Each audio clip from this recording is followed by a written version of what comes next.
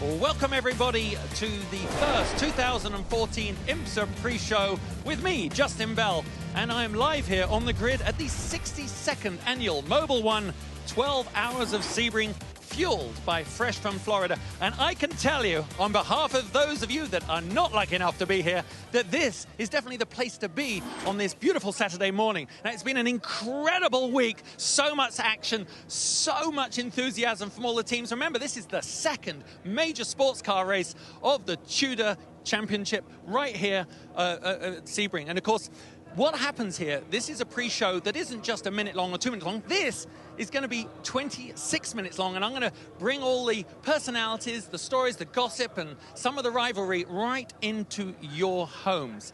Now, of course, I would like some sort of internet participation, so Justin Bell TV, if you can tweet me on that, of course, go to imsa.com and make your voices heard. And if you've got a question for one of the drivers, I'll probably be able to answer it if I can find them in the throng that is over there. Behind you, I reckon, is about 5,000 people on this pit lane, and in a minute I'm going to dive into that. But first, what I like to do, I can see Johnny O'Connell, who is a man that spends a lot of time sitting on his bottom, but the reason is normally because he's a race winner. But Johnny, more recently last year, we worked together in the booth, and you know, Johnny, when you look at Sebring, it's one of those races as a driver you think, God, I wish I was in a car. Yeah, well, you know what? I really wish I was in a car. You know, granted, I'm racing my Cadillac in 2 weeks, but, you know, Sebring was always special to me. And, you know, I'm here this year watching, but I plan on racing this one again. But you did get in the car this weekend, and you did something, and you took our cameras around. We're going to have a little look at that right now. But tell us, what was it like being out there in a road car? Describe the track for our viewers. Well, you know, this is a very special historical track. There's a lot of smooth sections and a lot of bumpy sections. You know, drivers will always reference that, you know. But, you know, we're down here with the Bondurant School, you know, running the hot lap and pace car program. And, you know, during these laps, you know, we kind of did what you and I did in the past, which is show a guy how to do it wrong and show how to do it right. You know, the corners 1, 5, and 7 I made mistakes in, but then the rest of the way we kind of tightened it up and drove the way we normally drive. But you know, Justin, you know what it's like to race around this racetrack. You know, it is a grueling challenge, but those drivers that show mechanical sympathy, they wind up winning the race here. And of course, this is not his normal place on the grid, even if he was racing, because he's an 8-time winner. No one's ever done that between overall and class. Johnny, listen, great seeing you, mate. We got to head into the throng and try and find a movie star or two. All right, hey, listen, I did want to point out, guys, look at this down here. This is the same concrete that was driven on by Fangio, Sterling Moss, Mario Andretti, all these amazing drivers over histories like 50 years ago. So it's quite incredible, 62 years actually. So as we head down here, let's walk through. A little different this year. What we've done is actually set up, oh, I'm heading over here a second. Oh, he's over here? Oh, this is even better, hold on. Let me have a little look here. Patrick was here right a second ago. Is he there? It's very difficult. Remember, this is a fluid situation because we have a lot of people here. But you know what I'm going to do? I talk about history at Sebring. Everyone is here because of the legacy of Sebring. Let's have a little look at a bit more of the history of Sebring.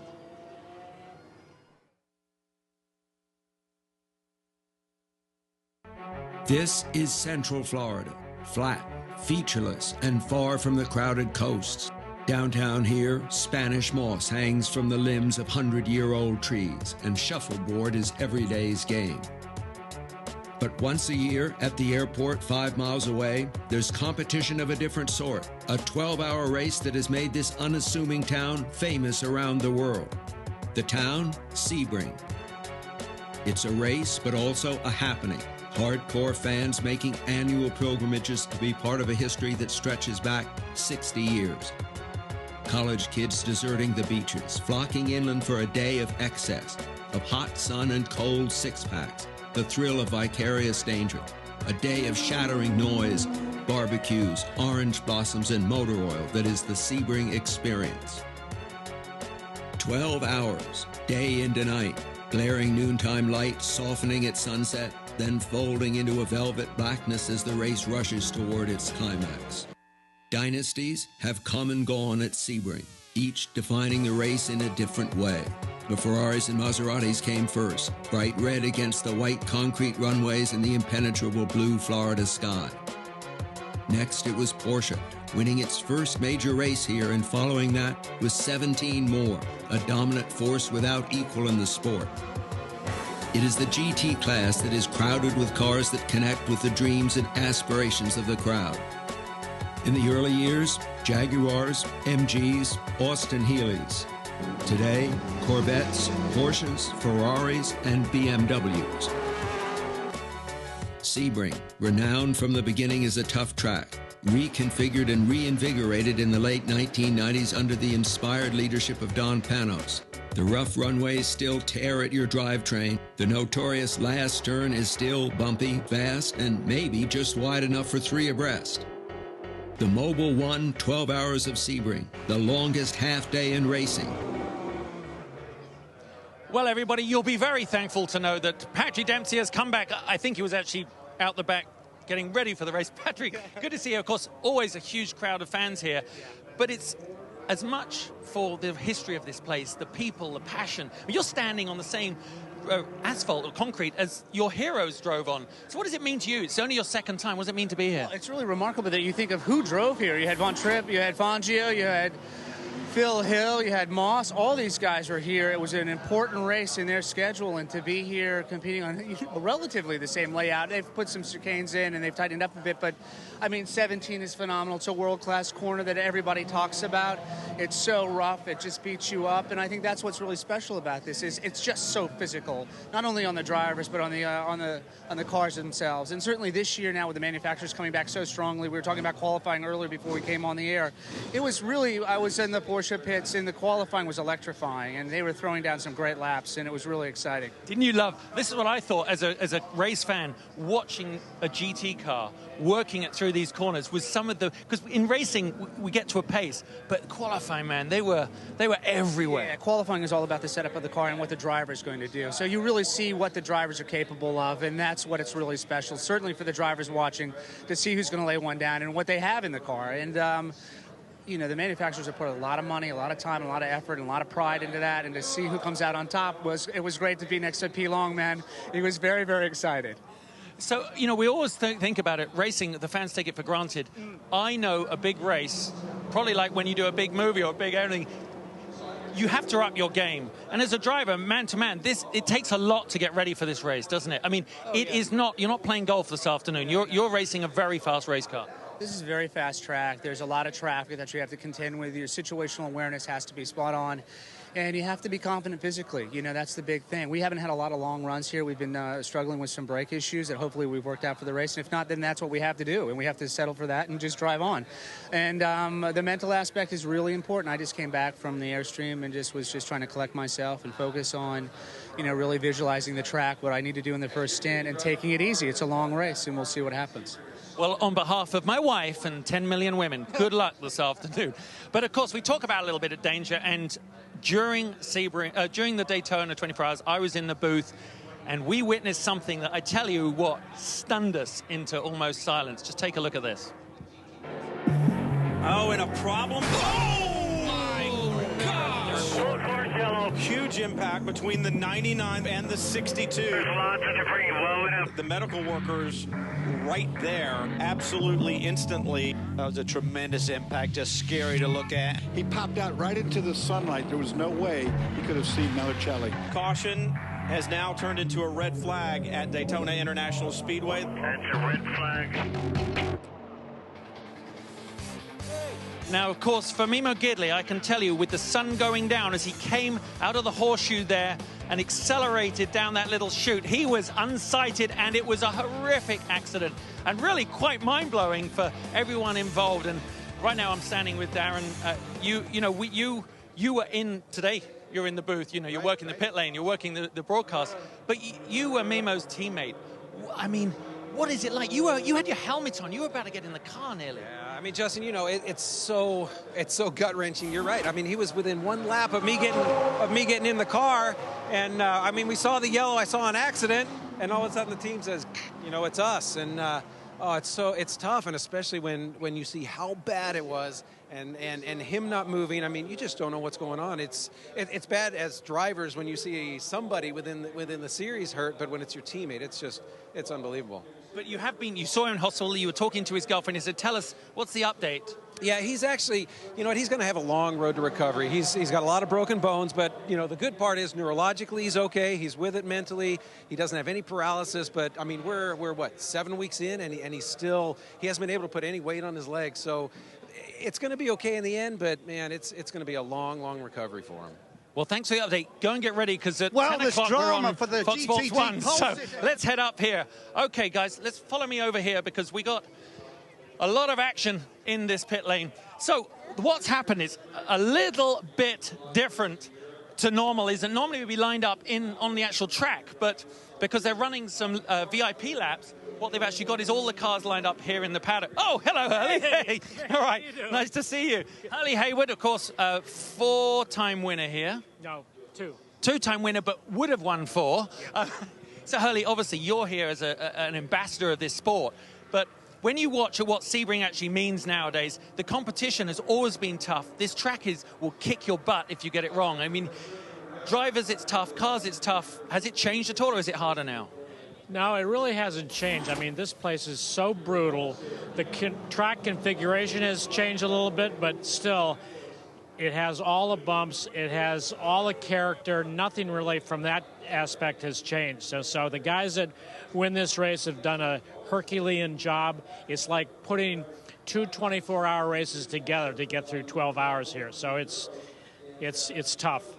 Of course, 27 starts I think you had here. But when down at that end corner where the airfield used to go off, tell us a little story. Did you ever go out wide? I've heard drivers say that they headed out into the dark and they almost never came back. I was with your father in 935s, and one time we were in a little pack, about 5 cars together, flying down the first long straightaway, and there was one little light pole that was sort of the pivot point of the apex to the second runway.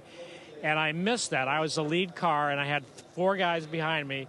And finally, I said, oh, I must have missed that thing. And suddenly I was in this, 2-foot grass, 3 feet grass, and we spinning around, and finally everybody came to a stop, and we were sitting out there, and we didn't know where the racetrack was. And the only way, and the lights on the infield of the traffic going around, it was confusing because we really couldn't see where the racetrack was. So anyway, we finally found the racetrack and got back going again, but it was a while back then. It's wild back then, and it's kind of 28 starts. I didn't mean to take one away from you, Hurley. Hurley Haywood, everyone, definitely one of the heroes of Sebring. We're heading back in there. Have fun. Thanks. Okay, oh my God, look at all these people. You know why there's people there? Look at this, guys. This is part of it. Hold on a second, very important. Here we are. People love cars, but they also love the talent. I'm talking about on-air talent. Fans are here. And yesterday, I went out and had a little check on sort of quite what goes on in the camping grounds. It appears that despite all the great broadcasting I do, the one thing that the fans really love is my trips to the infield. So this year at Sebring, I decided that I'd put together a rather clever little competition. And that is, it's a challenge for the top 3 best campgrounds on the infield. I'm going to judge it in 3 ways. 1 is on lineage. How long have they been coming? 2, the quality of the structure. And 3, the kind of people that are camping as fans. This lot, by the way, are not even in the top 20. But you can't talk about the Sebring infield without coming to the Turn 10 gang. Lou, how long have you been coming? 47 years. That is amazing. You look, I was going to say you look great, but of course you don't. But right, what's amazing about the campground is they have amazing food. They built this amazing structure to overlook Turn 10 with their fans. And of course the infield here at Sebring would not be complete without a visit to Dodge City Stumble-In. They're in fact the only campground with a fish tank overlooking the action. Who says we haven't got any young fans? And over here, well, it's a little sad occasion because dear old Dennis died last year. No, it's not Weekend at Bernie's. He's still alive. Dennis passed away last year after being a huge supporter. Anything to say? Hey, I miss Dennis, man. He was a real good friend, and we all miss him. Everybody here. And they're definitely celebrating in a fitting way. And I believe this is Dennis, isn't it? Oh, look. And of course, they miss Dennis so much that they stubbed their cigarettes out in his ashes. Quality people. And over here, of course, the most nervous chicken in the history of racing chickens, because by the end of the 12 hours, you know what happens to this little number? So we've had amazing structures, gorgeous food, and enthusiastic fans, but I haven't seen one woman. Well, that was right up, well, not her. That was right up until now, because over here, look, hello, everyone. So I have a very important question, because you are the two first live-breathing women, three, that I have seen here that weren't made of plastic. So I'm very excited. I've got a question, because obviously as a driver, I want to know, do you find racing drivers in race cars sexy? Absolutely. Do you? Yes. Helmet on or helmet off? Oh, behave. Do you think Derek Bell is sexier than his kid Justin? No! Oh, I'm blushing. I'm blushing. Okay, obviously there's millions of people watching this at home. Do you have a message for them? They're not here. What would you say?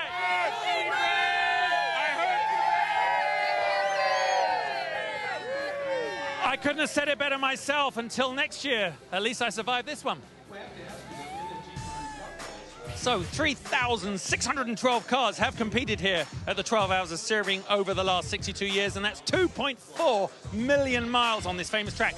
And 114 drivers have won, so out of the thousands that have competed, that is a pretty exclusive sort of group. But anyway, talking about exclusive, I've met my old mate Tony Kanaan here, and Tony, it's just amazing for us. This is like the good old days when you'd have Formula One drivers, IndyCar drivers, sports car drivers all converging for these big races. Do you feel that? It's a special place to be. No, for sure, Justin. You can see how it was building up since Daytona, and we couldn't expect any less here in Sebring at 12 hours. This race is so traditional. Look how many people we have here today. I just walked in, and then I couldn't believe. So the mix of different drivers from different series, I think this is probably, I mean, I'm not that old, so back in the days probably it was much, much bigger. But I think the ones that I've been watching, the biggest race I've ever seen. Are you trying to imply that I was here? For sure.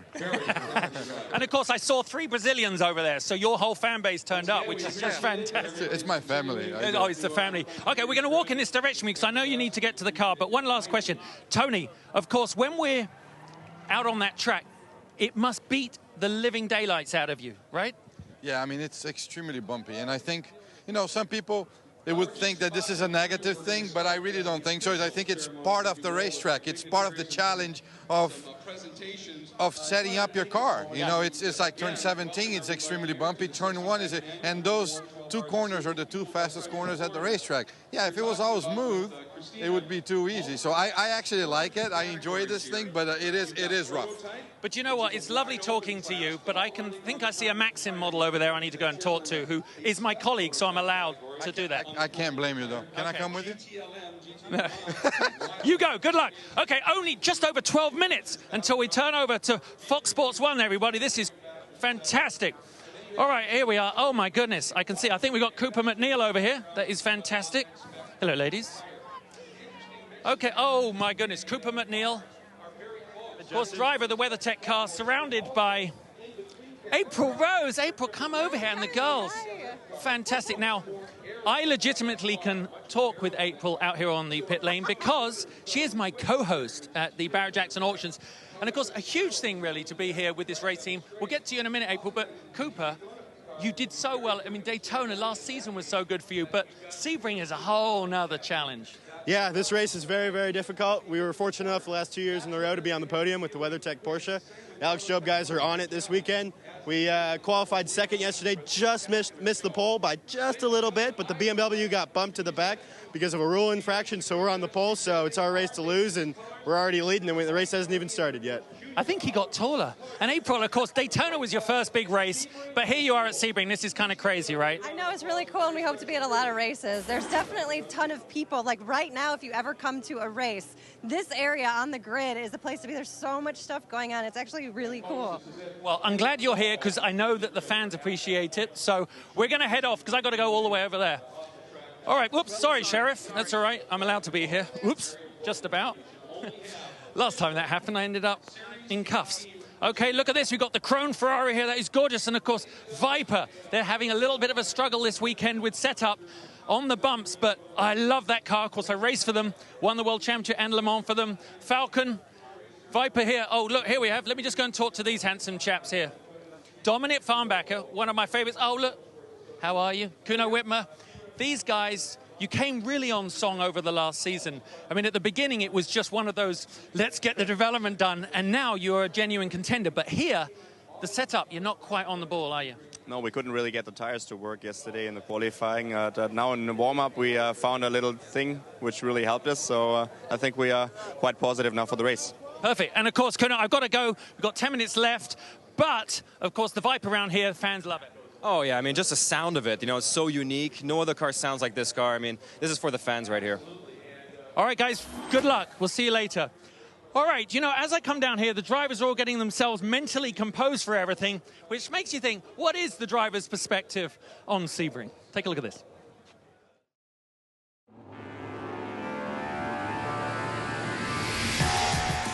Sebring Raceway, I think, is a unique animal. Got many different pavements, lots of bumps, lots of unique corners. It's still in the original shape. It still is bumpy. It's like a really raw and a really American track, I would say. The track is grueling. It's punishing on the driver, the car, the crew, everybody. If something's going to break in a 12-hour race, it's going to break there. After that 12-hour race, you usually have to rent a wheelchair because your pack is all screwed up. Passing cars in the straights isn't going to be as big of an opportunity. It's going to be a lot of risk-taking.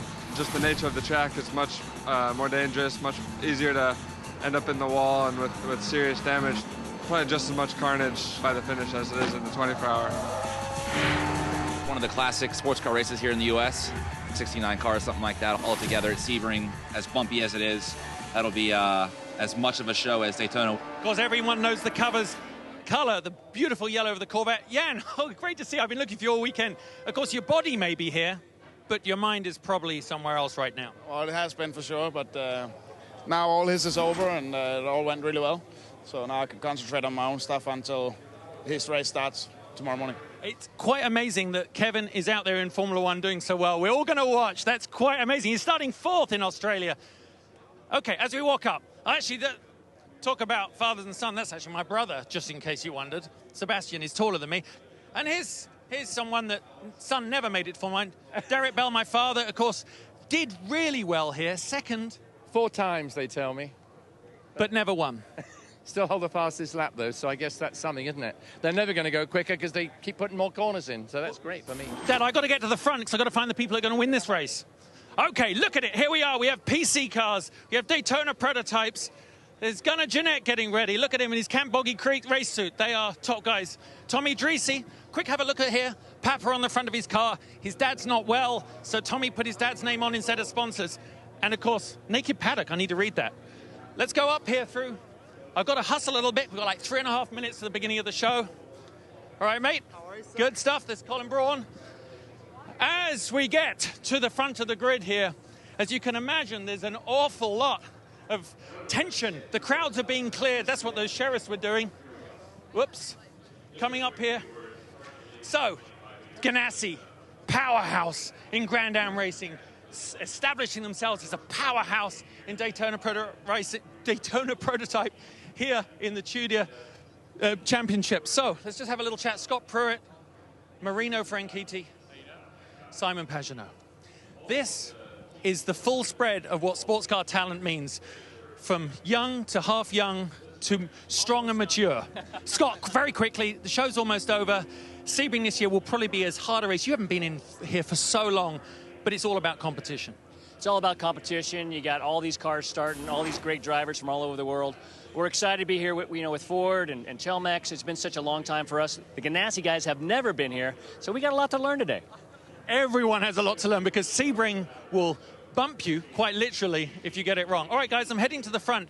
And you know, the 5 car, that is something that we talk about. It gets a lot of airtime, quite justifiably, because it's one of the best cars in modern-day sports car racing. Check this out. This year with Action Express, obviously a great team, a great car with the Corvette. We are entering the 2014 season a lot stronger. They have been really, really fast all through this weekend. There's Max the Axe, second in the overall, but he has a shot. The tension level is unbelievable right now. And it'll be a dash for a watch. 1 car between you and the 10 car, Joe. You just got to hope for Max Angelelli that Klaus Graf goes also. Wait, green, go, go, go! He couldn't pause him until the green flag was out. Here's our overall leader. Here's Barbosa. Angelelli chasing. You're beating him off the corners right now. João Barbosa will take Action Express to victory lane in the Rolex 24. What a motor race. That was fantastic. All right, this is the pointy end of the grid. João Barbosa getting composed. I know what it's like. I do not want to disturb him too much. João, one question. Starting this car on pole, 60 seconds Sebring, 12 hours. This is a true honor and probably one of the pinnacle of your career. It is a great race. I mean, we're definitely starting the best spot possible, but it's a long race. So starting position doesn't mean anything, but it's good to know that we have a fast car. It always is. And João, good luck. Everyone is looking forward, of course. Quite simply, one of the most talented drivers on the grid. Let's walk over here. Just look at this. This is the view. Have a quick look here. Coming up in a few minutes, we have live coverage on Fox Sports 1 from the Sebring 12 hours. It is quite simply the best place to be right now in modern motorsports. The drivers are getting ready. They're going to have the national anthem in a minute. Thank you for staying with me for this 26 minutes of non-stop action. We talked to some very cool people. We'll be doing this at every race, so keep an eye out. And of course, as everyone is getting ready, pulse rates are going out. The fans are being cleared out the back. This is going to be the Sebring 12 hours, certainly a race for the history books, and only the second of the Cheerleader Endurance Championship. See you next time.